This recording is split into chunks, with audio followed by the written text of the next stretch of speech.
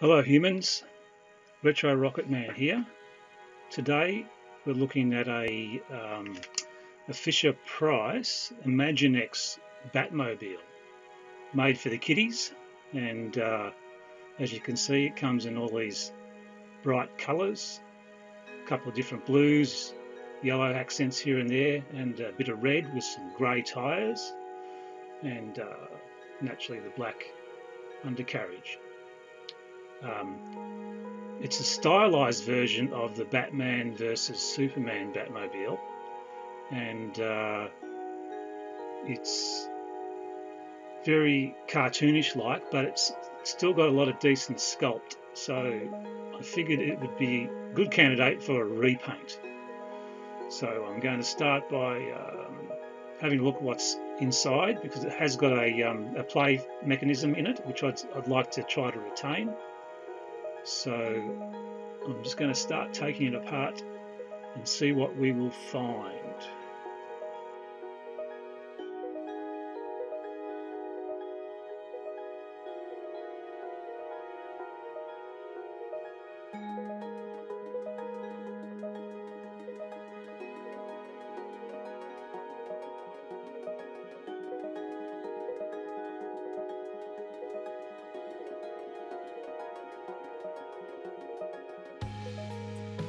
After removing various screws, I've discovered that there is a lever mechanism which initially helps spring a couple of panels on the top side of the vehicle to reveal just an engine feature, and I'm going to try and retain that functionality as best I can. I would have preferred to try to remove more, but it was quite complicated and everything was spring loaded, so I didn't want to break anything unnecessarily.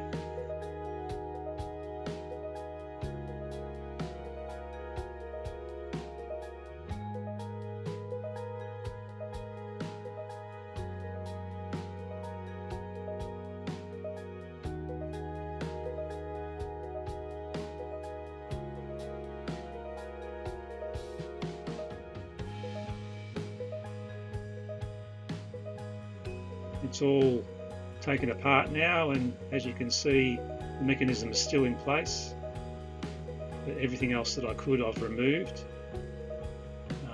in preparation for painting. Try to cover up some of the play features that take away from the actual Batmobile itself. I've had to use some epoxy resin, two-part epoxy resin, to fill in these footholds that were obviously there to house a character.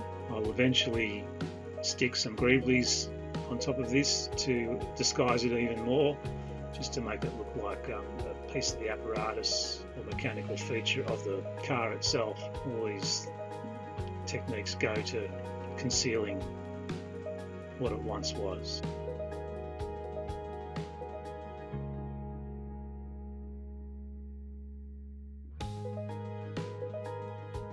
Now I'm moving outside to prepare the vehicle for spraying. I always do this outside because of all the nasty chemicals that spray cans can release to the air, so you need a lot of good ventilation.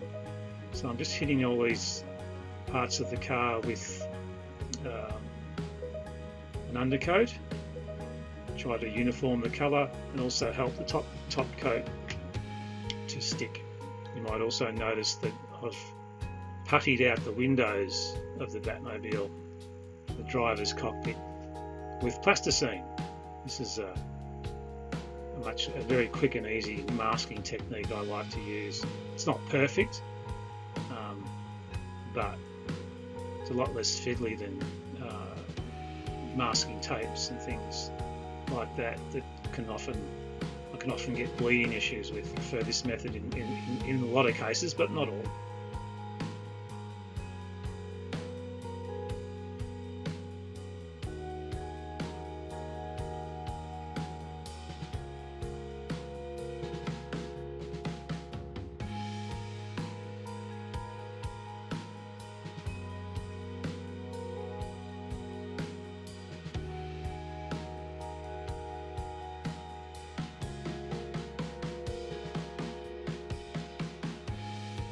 Now, I've sprayed all parts of the visible parts of the car in the white undercoat, and next up will be I'll be hitting these with a satin black.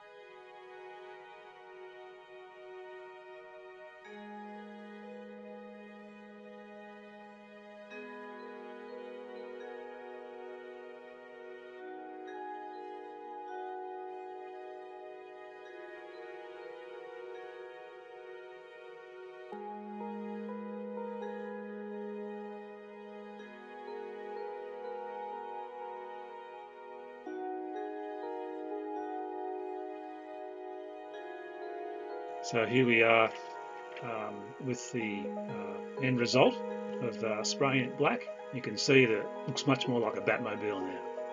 Hard to believe it was the same vehicle. A lot of the screen features are there that distinguish it from other Batmobiles, and I quite like this design, even with the extra functions of the playability, sort of even set it apart from other versions of this Batmobile. So it's not going to be obviously screen accurate. Essentially the colour is a lot different. As you know, it was the one in the movie was grey, this is black. Black's sexier, so that's what I went with. The spring-loaded covers still work, which is all good, and I'm yet to remove the plasticine from the windows.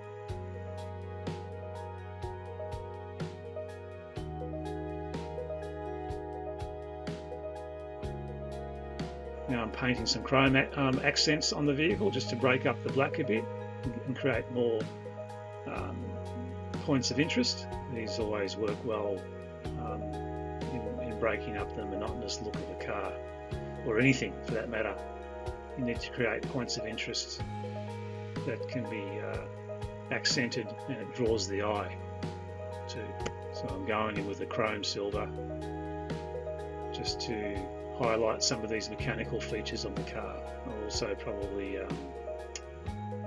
do some bronzing effects as well, on other aspects of the car, just to give it even more points of interest. As a side note, big fan of the Batman movies ever since the first main modern feature with Michael Keaton in the role of Batman back in 1989, I think it was. He featured in 2 movies, Batman and Batman Returns, and then his shoes were filled by Val Kilmer in the 3rd installment, Batman Forever. Changed directors. Tim Burton directed the first 2, and Joel Schumacher directed Batman Forever with Val Kilmer in the lead role. He also directed Batman and Robin, which featured George Clooney in that role, and that was pretty much all we had to do with Batman for quite a few years after those films were completed. And then the resurgence with the Christopher Nolan trilogy with Christian Bale in the lead role. Batman Begins, then it was The Dark Knight, and then The Dark Knight Rises, where we had that iconic tumbler version of the Batmobile. It's interesting to note that usually in every successive Batman iteration, the Batmobile does go through sometimes subtle design changes, and then in other cases quite dramatic. And then of course we had the more recent Batman vs Superman, which features this version of the Batmobile. it also, with Justice League, has a different version. Still much the same car, but with extra cannons. Probably my favourite would be the 1989 Batmobile, driven by Michael Keaton's Batman, whereas this version of the Batmobile was driven by Ben Affleck, who featured as Batman in both Batman vs Superman and the Justice League. And in my opinion, his portrayal of Batman is probably my favourite of all the actors that have portrayed Batman, followed by a close second by Michael Keaton.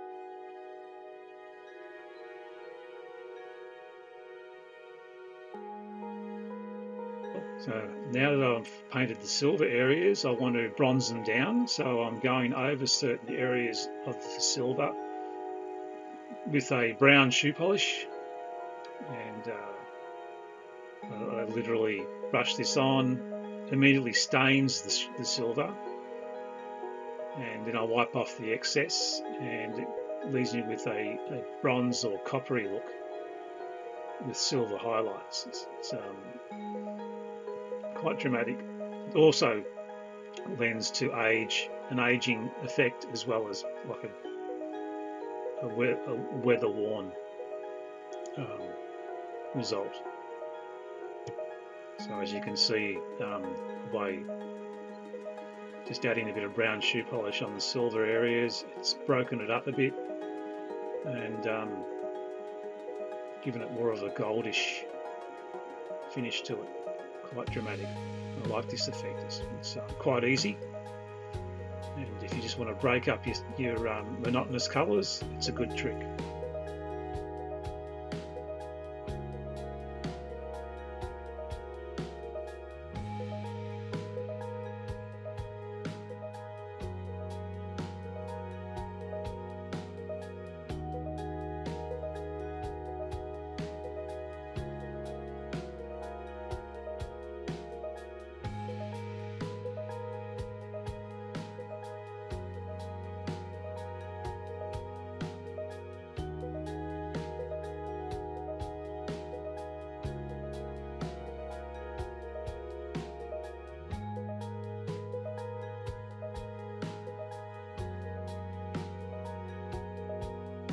Now I'm going to apply some eyeshadow. In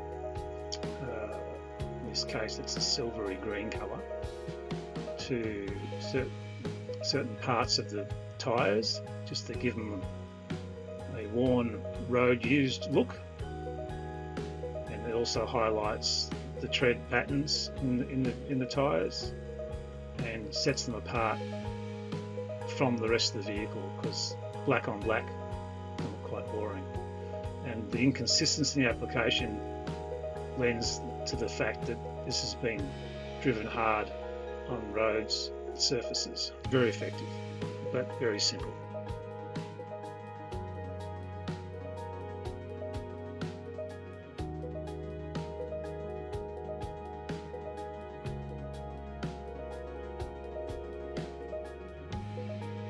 Here I'm applying a silver dry brush, to any sharp or exposed edges, just to give it a look of scratching and battle damage. And this highlights a lot of the raised areas on the car to create even more areas of interest.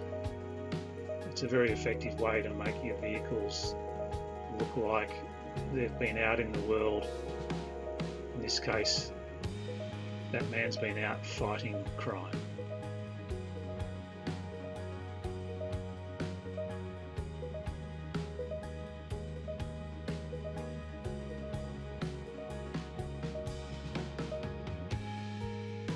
So there you have it, guys. This particular job was quite enjoyable.